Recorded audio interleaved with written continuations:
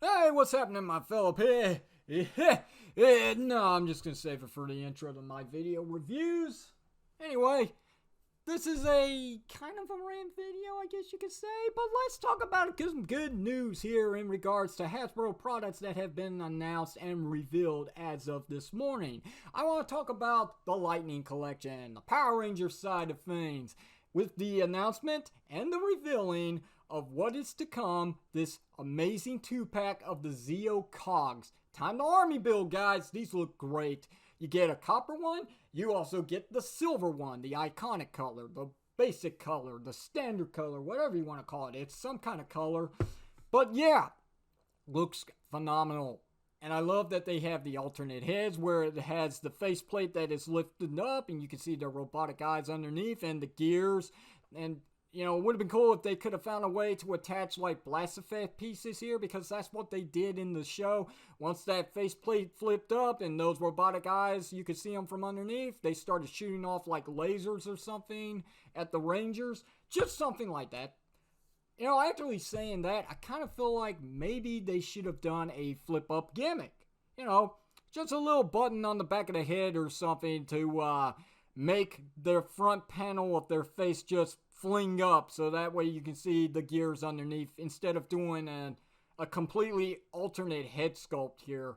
It probably could have saved them a little bit of plastic, maybe even a little bit of money. It would have been cheaper, but then again, I don't know how much plastic is. I don't know the cost of that, and I don't know what their budget is in the making figures, but oh well, it's maybe something that they could try down the road. And speaking of try, let's talk about almost there, almost there. It hits nostalgia, it does, but it's just not all in. Yeah, it sounds like I'm taking a shite at the moment. My apologies for that, but that's how I'm feeling. My heart is rumbling at the moment. I want to get this off my chest and address the real problem of today, and that is the Star Wars The Black Series Power of the Force 2 releases. Yeah! So, lately, the last couple of years, as a matter of fact, with any 40th or 50th anniversary or something, we're always getting these re-releases, repackaged figures in these nice vintage-looking card backs that's supposed to hit nostalgia, that's supposed to harken back to our childhoods, and we're supposed to purchase these things, right?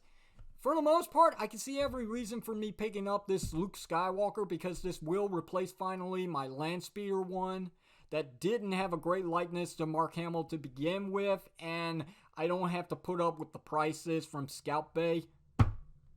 Having said that though, I have no reason to pick up the Harrison Ford / Han Solo figure, because the 40th anniversary vintage figure that was released in the Black Series already has a great likeness to Harrison Ford. It doesn't matter.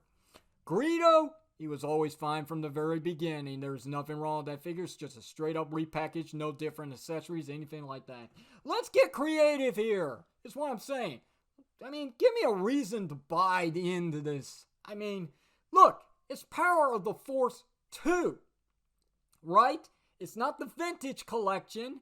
It's not Power of the Force 1 from the early 80s. This is when Kenner reintroduced us to Star Wars, or for those who were just getting started, introduced us to Star Wars. Not saying I did, because I mean, when I first grew up, that was the very first thing I actually said, Star Wars! But anyhow, yeah, I know I'm going to be in the minority when I say this, but I feel like they should have put all their poker chips on the table and played their cards the way it was meant to be.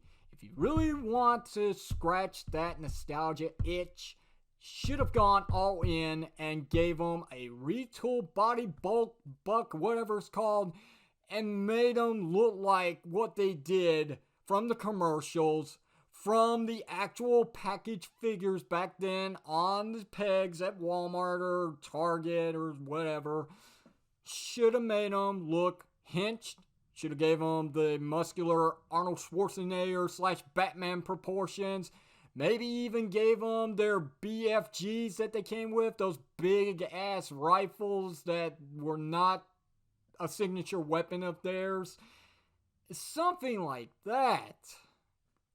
Heck, I would have taken a Luke Skywalker with a elongated lightsaber beam, straight like the very first few waves of the Power of the Force 2 line, which later got retooled with a smaller lightsaber beam to make it more accurate, but then in the packaging tray, you've still got this big gap that actually has a hole underneath where the blade's supposed to go through it, and it doesn't match now. But something like that is what I'm talking about here.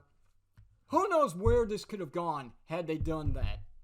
And they would only had to done it for Han Solo and Luke Skywalker because, as far as I know, minus the small head that Greedo had, the body buck on that figure back then, which I did own, really didn't look that much different in comparisons to his on-screen counterpart. I just want Hasbro, when they go with this nostalgia touch, I get it, they're doing a catch grab here. They've got so much in the back that they need to still sell off here. It gives people a second opportunity to pick up these figures, which I'm fine with, but really get creative here. If you really want to travel back into the past, go all the way back into the past. Go back to 1997, 1998, whatever it was when these figures were first introduced to us by Kenner, and really hit that Kenner button.